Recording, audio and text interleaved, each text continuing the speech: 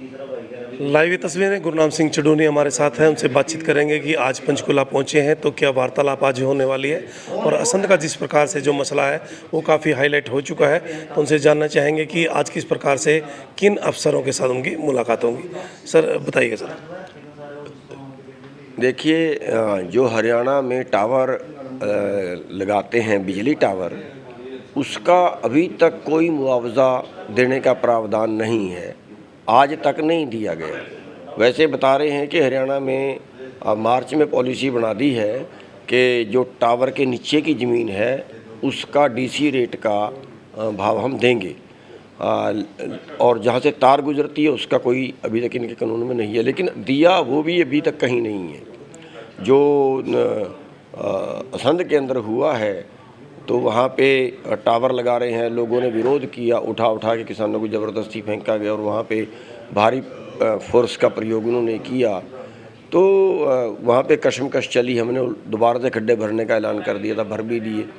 तो आज जो है वो एमडी साहब ने बात के लिए बुलाए हैं, परसों जो है वो डीसी साहब ने ये मीटिंग तय करवाई थी और अभी एमडी साहब से मीटिंग होगी और उसके बाद जो भी रिज़ल्ट आएगा तो उसके बाद फिर उसके बारे में आगे चर्चा कर सकते हैं, लेकिन जब तक हमारी बात नहीं मानी जाएगी तब तक लाइन का काम बंद रहेगा। चडूनी साहब, वहाँ खेती भी नहीं हो सकती, ना कोई हैचरी लगा सकते हैं, किसी प्रकार की कंस्ट्रक्शन वहाँ नहीं हो सकती, सिर्फ 70,000 रुपये का जो मुआवजा दिया जाता है, कहाँ किस प्रकार से नियम बनाए जाते हैं? नहीं, 70,000 रुपये का मुआवजा नहीं है वो जो फसल हमारी ख़राब होती है केवल उसके पैसे ही, जो बिजाई नहीं हुई या बिजाई हुई तो वो रौंद दी गई, वो केवल उसके पैसे हैं। जो ज़मीन का मुआवजा है, मतलब जैसे कोई 20 लाख का किला है, अगर उसके बीच में टावर गड़ जाता है तो वो तो 10 लाख करेगा, तो वो कुछ उसकी कीमत नहीं है। और जहाँ से तार निकलती है, मान लिया टावर गड़ा ही नहीं,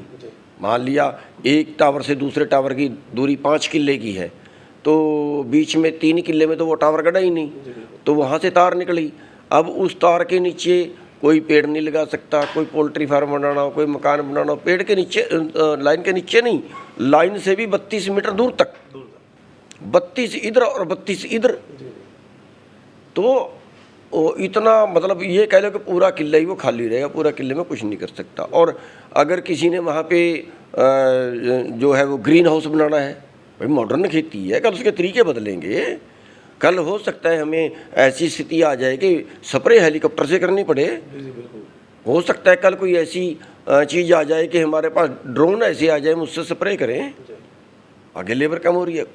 मतलब उसका किसान को कोई कंपनसेशन उसका नहीं दिया जा रहा है। हमारी मांग ये है कि या तो उसका रेंट कर लो कि भैया इतना ठेका हम आपको हर साल देंगे, आप जैसे मर्जी यूज़ करो जो उसका, या फिर उसकी कीमत हमें इतनी दे दो जिस प्रकार से एयरटेल आइडिया है दूसरे। हाँ, अब आप देखिए कोई टेलीफोनों के टावर हैं, अब वो बिल्कुल छोटी सी जगह में है, 5 बाई 5 मीटर भी नहीं है, और उसका 7-7, 8-8, 10-10 हज़ार रुपये मुआवजा है किराया, रेंट।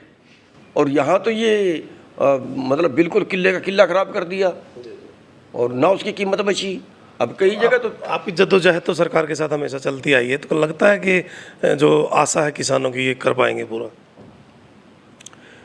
देखिए, इसके लिए बड़ी चीज़ ये होती है कि किसान इकट्ठे कितने होते हैं। अगर किसान इकट्ठा हो जाता है तब तो सरकार किसान लोगों से ऊपर नहीं होती, सरकार जनता के लिए होती है और जनता की होती है। लेकिन बस वो देखते ये हैं कि कहीं हमारी संख्या कम तो नहीं है, इसलिए हमारी ये प्रार्थना जरूर हरियाणा के किसानों से रहेगी। टावर तो पता नहीं किसके खेत में आ जाए, और कई बार तो ये है कि शहर के नज़दीक का एरिया है जिसमें कॉलोनी कटनी है, उसमें टावर आ गया तो 5 करोड़ वाले की 2 करोड़ भी कीमत नहीं बचती। तो क्या सरकार से के किसी मंत्री से, अधिकारी से भी बात होगी? नहीं, फिलहाल तो एमडी साहब से मीटिंग होगी और उसके बाद जो भी फैसला होगा। लेकिन एक ज़रूर है कि हम जब तक सरकार कोई फैसला नहीं करती है कंपनसेशन का, तब तक लाइन बंद रहेगी। ये थे हमारे साथ गुरनाम सिंह चडूनी और अपनी पूरी टीम के साथ जो अभी पहुँचे हैं, और कुछ ही देर बाद जो एमडी हैं बिजली विभाग के, उनसे जो है मुलाकात होगी। बने रहिएगा, जुड़े रहिएगा, इन तस्वीरों को ज़्यादा से ज़्यादा शेयर कीजिएगा।